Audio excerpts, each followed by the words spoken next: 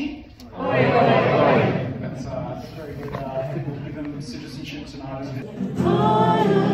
You are, we are Australia. Hello, good morning. So, yun na nga po, no? Base naman sa ating thumbnail or title. Gusto ko lang share ang good news sa inyo. At tayo ay isa ng ganap na Australian citizen. Yay! So, yun lang. Gusto ko lang share sa inyo ang good news. After 4 years, finally, tayo ay isa ng Australian citizen. So, gusto kong i-share siguro yung overview ng experience ko. Nakakatuwa lang. Syempre, masaya na PR, di ba? Pero, mas masaya dahil Australian citizen na rin tayo. Kumbaga, additional feeling of security yon, yung pagiging citizen. So, pag naisip ko nga kapag yung mga sumunod na araw, parang ang sarap lang ng pakiramdam. Lalo kapag nagmumuni-muni sa labas or tanawin. Kasi, syempre maganda dito sa Australia. So, parang ang sarap lang isipin na, wow, ano na ako dito. Matawag kong bansa ako na to. So, siguro share ko lang din yung overview nung naging journey or process ko.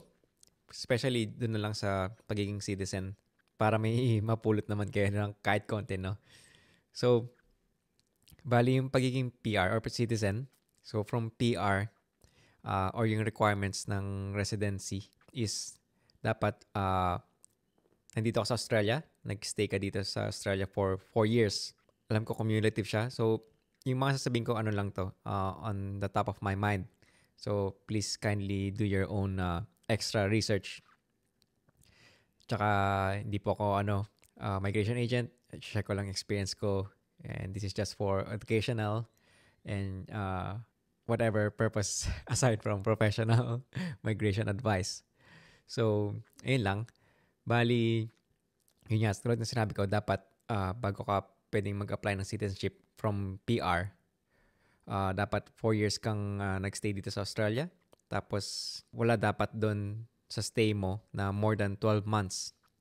Tapos, the year before na mag-a-apply ka or eligible ka na for application, dapat within those 12 months, the year before na mag-a-apply ka, hindi ka lumabas ng Australia for more than 90 days. So, cumulative naman yun, hindi naman kailangan consecutive. So, dapat yung cumulative ng mga bakasyon mo, hindi more than 90 days during the last year preceding or before ka mag-apply. Tapos yung sa 4 years naman na total, dapat hindi cumulative na 12 months kang nasa labas ng Australia. So, make sure lang na i-plan ahead nyo yung mga vacation or trip plans nyo. Especially, consider nyo yung pag-apply nyo ng citizenship. Kapag ka naman, from temporary visa ka, tapos may pathway yun sa PR at citizenship. So, kung nag-start ka sa temporary visa, basta maging PR ka ng 1 year, tapos yung PR ka for 1 year, na-convert mo yung temporary visas to PR, tapos kahit temporary visa ka pa before, pasok siya sa pwedeng bilangin na 4 years na requirement na resident na nag-stay ka dito sa Australia. So, halimbawa, temporary visa ka na eligible for PR. 3 years ka nandito sa Australia. Tapos, naging PR ka. So, dapat PR ka for at least 1 year. So, in total, 4 years ka na rin na nandito sa Australia. Kung susumahin, after 1 year mo lang na PR visa, pwede ka na kagad mag-apply ng citizenship by conferral. Yun yung tawag nila kapag yung ina-naturalize ka or parang ganun yung term, analogy sa Pilipinas. So, ayun lang. Pero syempre, double check nyo rin sa inyong sariling research at advice or seek ng professional help sa iba. So, nakaganto pala tayo na damit guys kasi malamig ngayon at winter sa Australia. So, especially the couple of days ngayon, sobrang extra malamig. Pero, compared lang naman sa mga ibang araw. Pero, para sa akin, hindi ako tayo masyado yatang ganun kalakas sa lamig. Or siguro depende lang din sa mood. So, ngayon, nilalamig tayo ngayon. So, itong damit na to, hoodie. So, effective siya sa winter. So, para tipid na rin sa heater. So, going back dun sa ating topic, bali, sabi ko nga, okay naman na yung PR. Kasi ano naman yun eh. Kumbaga, indefinite naman na yung PR eh. Lalo kapag dito mo talaga balak magstay sa Australia. Ang kinaibahan lang sa mga benefits, especially na alam ko, ito yung main talaga siguro na isa sa mga main na difference lang kapag citizen ka na at compared sa PR is yung kapag citizen ka na, dun pwede ka nang bumoto. Required pala dito guys na bumoto ka kapag citizen. So kapag di ka bumoto, merong penalty or fine. Di naman yata ganun kataasan pero syempre, sayang din yun. Tsaka syempre magandang exercise yung right na yun. Kasi syempre importante yun, di ba? Para may say ka dun sa mamumuno sa bansa. Especially kapag meron ka talagang gustong mga candidates. Yung kinaibahan lang din kapag PR ka pa lang or PR ka, isa sa mga dahilan to kaya nagsisitizenship din yung mga tao. I mean, di naman ewan ko, kumbaga, siguro matuturing na hindi ganun kalalim na dahilan. Pero parang yun yung usually na sinasabi ng mga tao. Kasi kapag PR ka, indefinite naman na yung PR mo. Pero kapag gusto mong nagta-travel sa abroad every now and then, yung return visa mo, may expiry lang siya ng 5 years. So, after 5 years ng expiry na yun, ng return visa, tinatawag nila, hindi ka na pwedeng legally yata makabalik sa Australia kapag naabutan ka sa labas ng bansa na nag-expire yung visa na yun. Siguro, syempre, may mga process na pwede ka pa rin makabalik pero extra hassle siguro yun or procedure. Pero kung kahit pa hindi ka abutan doon, para less hassle ka, kailangan mong i-extend yung resident return visa mo. So, yung ibang ginagawa ng mga tao, lalo na kapag yung may walang mga dual citizenship na inaalaw yung bansa nila, tapos ayaw nilang i-give up yung citizenship nila dun sa bansa na yun, ginagawa nila, in-extend lang nila yung resident return visa nila. So, payment lang, additional payment yun. Hindi naman ganun din kamahalan, especially considering na for 5 years ulit yun. Pero, yun nga, siguro dahil nga ayaw nila i-give up yung citizenship nila. Tapos, hindi naman siguro sila masyadong nahaselan na extend lang yung visa. Hindi naman ganun din kahirap yung process. Parang mabilis lang din yung application or approval. Parang online lang nga rin yata, magbabayad ka lang. Yan, extended na ulit yung resident return visa. So, pwede ka na ulit maglabas-pasok sa Australia kahit PR ka for another 5 years. Pero, yung pagiging permanent resident mo, permanent na talaga yon, indefinite na yon. Lalo kunwari, hindi ka naman lalabas ng bansa, di ba? After 5 years na nag-expire yung resident return visa mo. So, kung ayaw mong extend ng visa na yon, hindi magstay ka lang dito sa Australia. Legal yon. Kumbaga, legal kang magstay dito. Basta, yun nga, hindi ka na makakapag-travel at labas-pasok. Yan. Hopefully, naintindihan niyo yung explanation ko. Paki-research na lang ng maigi about doon. Yun pala, syempre, thank you kay Lord. Unang-una sa lahat, di na tayo pinabayaan throughout our journey.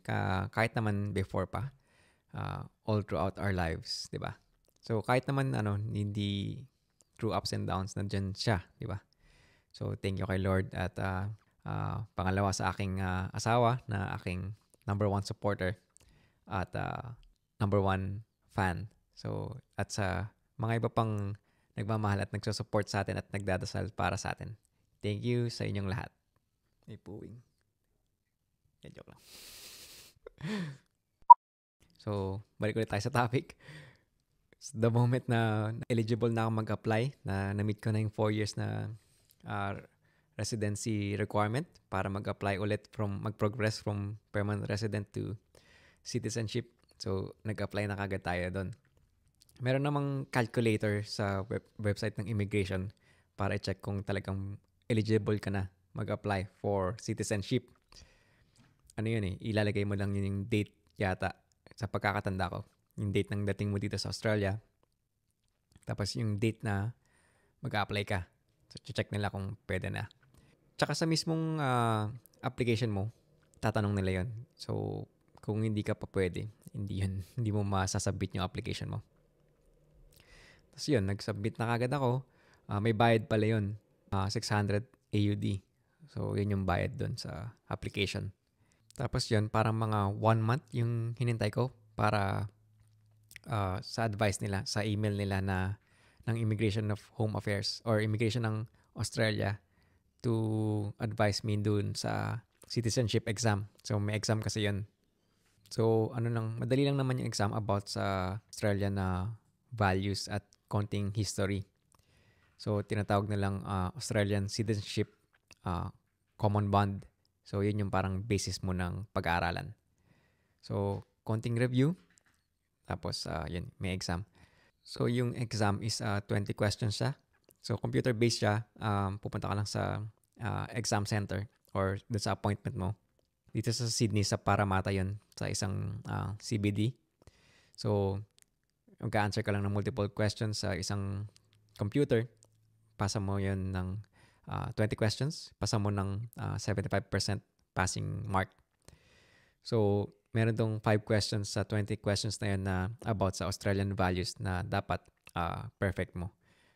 Kumbaga, dun sa booklet na re-reviewin mo, yun yung part na about sa Australian values. So, medyo mas konting extra review lang doon.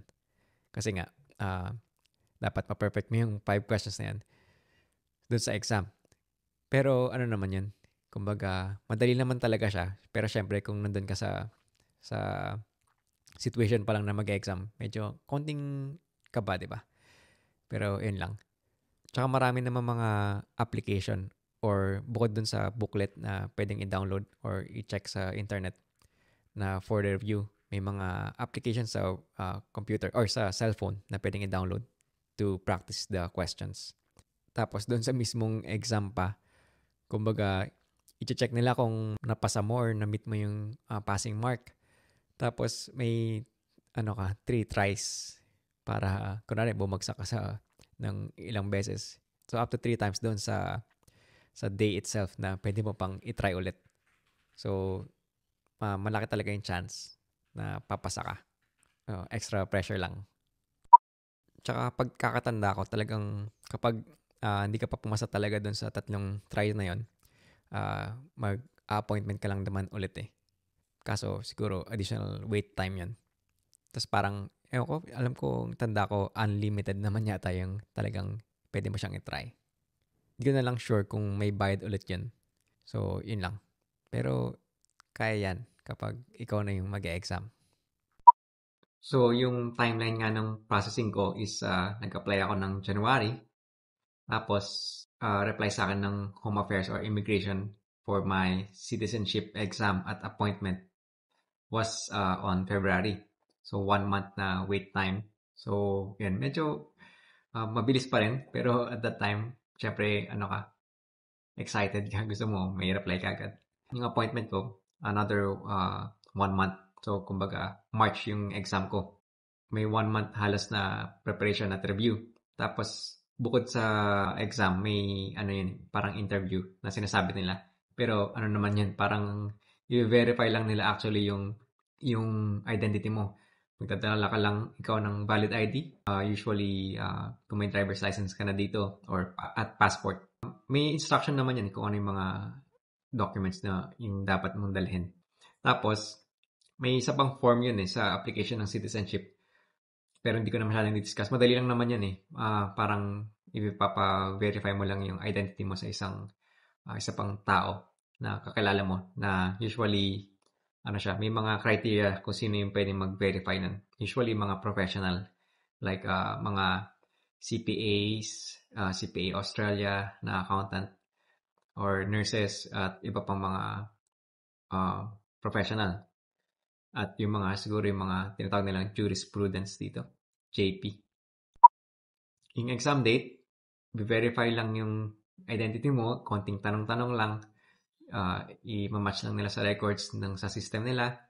Kung ikaw nga, ito siguro yung mag-exam, tapos exam na. Tapos yun, kapag napasa mo, titingnan na kagad yun ng tao doon kung pasado ka. Tapos may bibigay na papel sa'yo na congratulations, you passed. Tapos wait for the feedback or reply from Home Affairs or Immigration. This next step, which is usually approval na ng iyong citizenship at the next is yung ceremony. To apply for the citizenship pala, another process yun ng application sa immigration or IMI account mo sa website ng immigration. Usually or most likely meron ka na nun kasi kung nag-apply ka na dati for another visa, di ba? At especially for permanent resident. So additional lang yan. Kumbaga additional order lang yan kapag umorder ka sa restaurant doon sa account mo na mag-apply ka for citizenship. So yun nangyari sa akin. Yung mga kakilala ko, pagkapasa nila ng citizenship exam, on that day, may reply na kagad sa kanila yung immigration ng Australia or Home Affairs na approved na kagad yung citizenship application nila. So yung sa akin, wala pa. So medyo tayo doon, kinabahan ng konti. Tapos kala ko siguro a few days lang or a few weeks. Kumbaga, ang nangyari, umabot pa ng 3 months bago ko nakuha yung reply na approved na yung citizenship ko. Tapos ito na yung schedule for the ceremony or yung oath taking. So yun, medyo lang siya. Kumbaga para sa akin, extra sa inisip, which is medyo mali din, of course. Pero yun lang, gusto ko lang i-share yung experience ko. Lalo pa sa iba, mas matagal pa nga daw pala sa yung hinihintay ng iba. Kala ko ako lang at that time. Kasi syempre yung mga napagtanungan ko lang, yun lang yung alam ko. Tapos yung experience nila, on the day na napasa nila yung citizenship exam, may approval kaagad. Pero yun, sa awa naman ng Diyos, yan, citizen na tayo. Tapos depende actually pa yun sa kumbaga suburb or council na tinatawag nila kung kailan yung ceremony mo. Fortunately, sa ibang suburb yata matagal or may mga gap yung oath taking or ceremony ng citizenship. Yata ang chismis sa ibang suburb, iniipon talaga nila yung mga na-approve for citizenship. Tapos isang malaking ceremony sila for the oath taking. Yung iba, hindi ganun karami yung iniipon nila yung siguro yung approved applicants. Pero maya't maya or every month yung kumbaga yung ceremony for the oath taking. So fortunately naman dun tayo sa suburb or sa council na every month may oath taking. So pagka-approve ng citizenship ko, 1 month lang yun na yung schedule ng ating oath taking or ceremony. Tapos sabi din naman nila sa immigration website nila na dapat, ang pagkakatanda ko, dapat kapag na-approve na yung citizenship mo, within 1 month, meron ka na dapat schedule for the oath taking. Kaya siguro matagal din yung approval nung sa iba kasi siguro tina-timing nila yung kung saang council ka or suburb mag-oath taking. Share ko lang din yung experience ng oath taking or ceremony. So dumating na yung day na yun, medyo mixed emotion kasi syempre manunumpa ka na for the Australian citizenship. Although syempre fortunately sa Pilipinas ina-accept nila yung dual citizenship, so hindi siya mahirap na decision to apply for citizenship sa ibang countries. Tapos yun, hindi na nga yung araw ng oath taking. Sakto lang tayo sa time na pagdating doon sa venue. Muntik pang mahuli dahil may instruction sila doon sa entrance kasi lagpas na ng office hours yung ceremony. So ibang way na dapat yung entrance. So medyo nalito tayo doon. Pero fortunately naman, sakto yung dating natin. Or medyo maga pa tayo ng konting minutes. Tapos, ayun. Hindi naman ganun karami. Na-expect ko nga actually, mas konti pa siguro, mga 20. Yun pala. Halos mga 100 din yung yata yung mag-oath taking. Tapos, pwede ka magdala ng 1 to 2 guests. So, kung sinama dun yung guest doon sa konting pagkakabilang ko, observation ko, mga 200 siguro yung mga tao doon sa event. Tapos nakakatuwa lang kasi yung first part is may kumakatang mga performer na kumakata ng mga parang siguro national songs nila or mga sikat na kanta about Australia, na especially about sa national spirit basta ganun. So, I mean, nakakatawa lang. Maganda kasi yung mga kanta rin. Maganda rin yung mga lyrics. Tapos yung pagkakanta, acoustic. Tapos parang, kumbaga, country song. Or, ewan ko ano ba kung term na folk song. Tapos, parang nakaka-welcome talaga.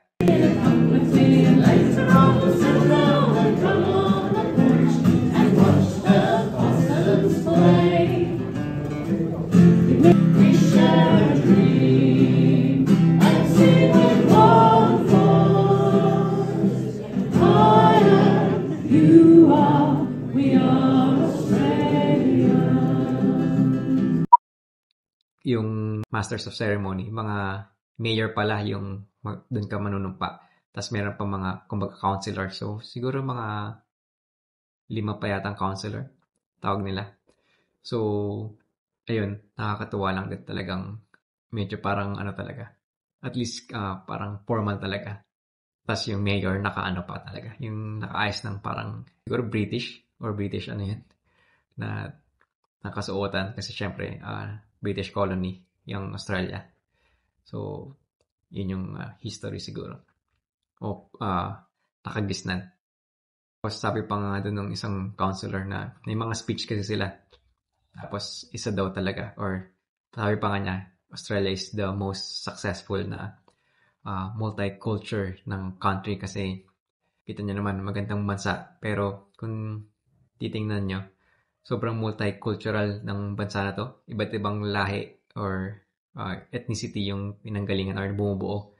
So, talagang wini-welcome pa rin nila kung saan ka nanggaling or nire-respect nila kung saan ka originally nanggaling at wini-welcome nila at in-embrace nila yun. So, pag talagang para sa kanila, strength yun ng bansa.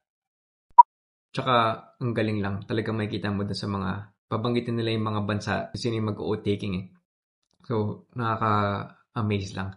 Kasi kahit yung mga ibang bansa na alam mo namang maganda or develop for first world countries din, talagang may ano pa rin. Kumbaga may papa-citizenship pa rin dito sa Australia. For example, yung mga bansang France, Germany, Netherlands, yun, may mga citizen nun na talagang mag-oath taking pa rin as Australian. Tapos nakaka-touch din yung isang speech ng isang disabled person doon. Kumbaga, talagang pinopromote niya na kahit magkakaiba ng lahi or pinanggalingan at kahit may mga kapansanan, dapat mag-respect tayo sa isa't isa as Australian. Yun yung parang isa talaga sa core values ng pagiging Australian. Respect sa ibang tao at kindness. So, yun lang. Siyempre, ang masaya doon is kasama ko ang aking asawa. Yan. Parang mas excited pa nga siya nung nandun sa ceremony. Pero, yun lang. Nakakatuwa lang siyempre. We are both happy for each other. Tapos yung katabi ko ba sa venue or sa event is isang talagang Australian. So, ang kulit lang talagang may kita mo doon. Which is sinabi ko na sa iba kong videos. Madalas talaga sa kanila or karamihan sa kanila mababait. So, talagang nakikipagkwentuhan siya. Tapos friendly siya. Tapos, yung sinasama niya yung siguro partner or asawa niya na Indonesian na finally magiging citizen na. Kumbaga sa loob ko parang dagdag na feeling na talagang wini-welcome kami bilang Australian citizen. Kasi biruin mo, katabi ko pa talagang raised and bred by born and raised sa Australia. Yan. Tsaka masasabi na natin din ang phrase na Aussie, Aussie, Aussie. Oi, oi, oi. Aussie, Aussie? Oi, oi, oi. That's very good. We'll give them citizenship tonight as a result. Thanks, man.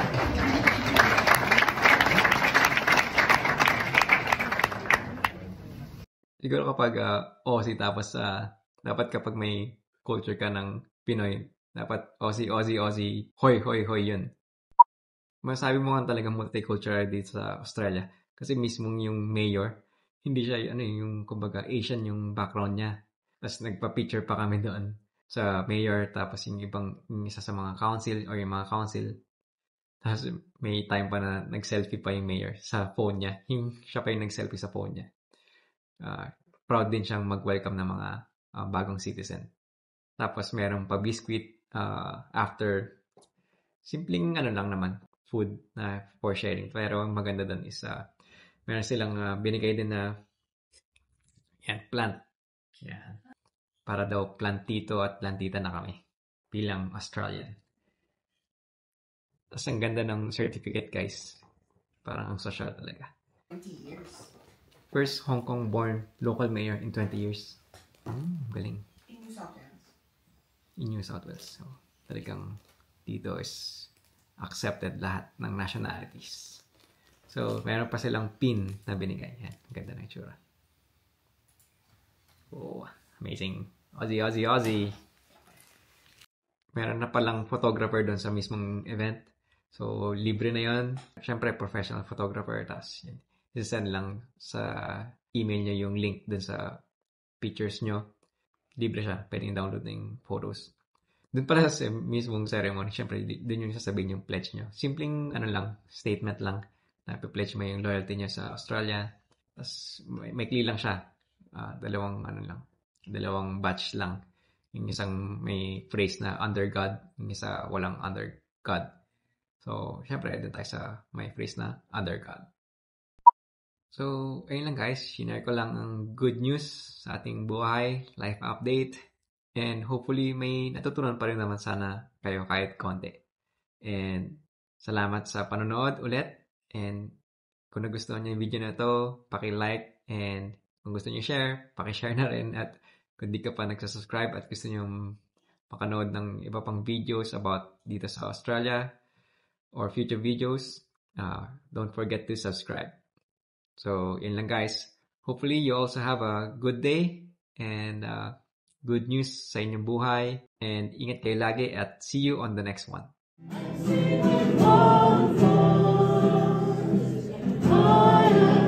You are, we are.